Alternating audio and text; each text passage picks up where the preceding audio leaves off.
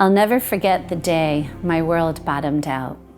It was 2006, and I was returning from a week out of town, eager to see my family, my partner, and our 5-year-old son.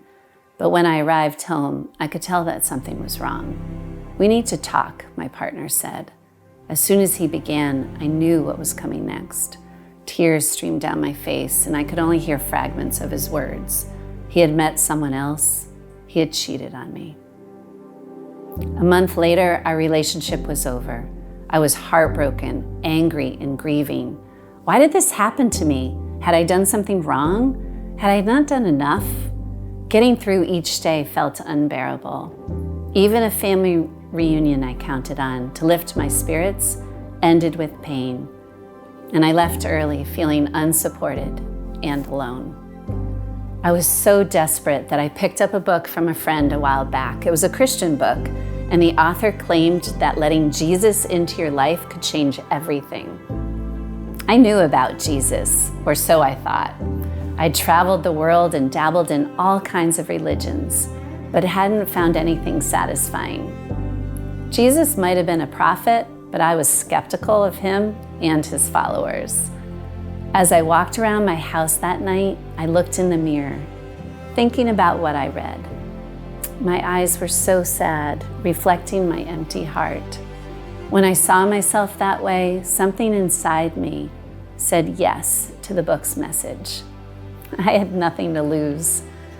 I prayed the words from the book, surrendering 100% of my heart to Jesus, offering my sins to him, forgiving those who sinned against me, and choosing to live for Jesus from this day forward.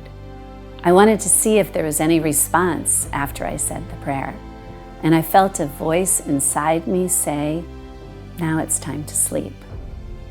The next morning, I was awoken by my son, who told me he had a dream about a man standing in the road, showing him which way to go.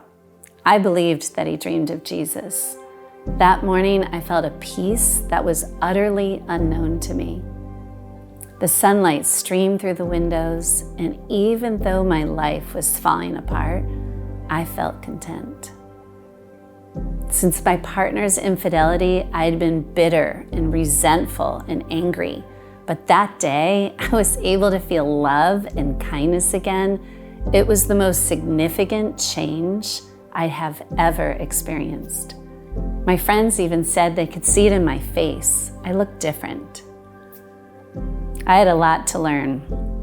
I wouldn't always feel perfect peace, and it would still be a struggle to love and forgive.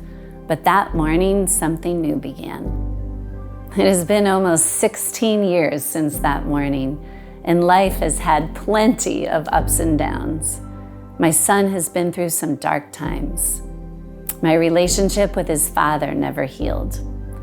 Gradually, I found it easier to handle my difficult emotions as I rely on God's Spirit within me. I've also seen my priorities change. Before I became a Christian, I was concerned with myself and my career as an educator. Now I do the same tasks, but for different reasons. When I teach, I do it with a desire to serve others, to serve Jesus, and to fulfill God's purpose for my life. I believe God is still at work in all of our lives. Mine, my son's, his father's, and the rest of my family who have grown in their faith over the years. By God's grace, I came through a situation that could have defined the rest of my life.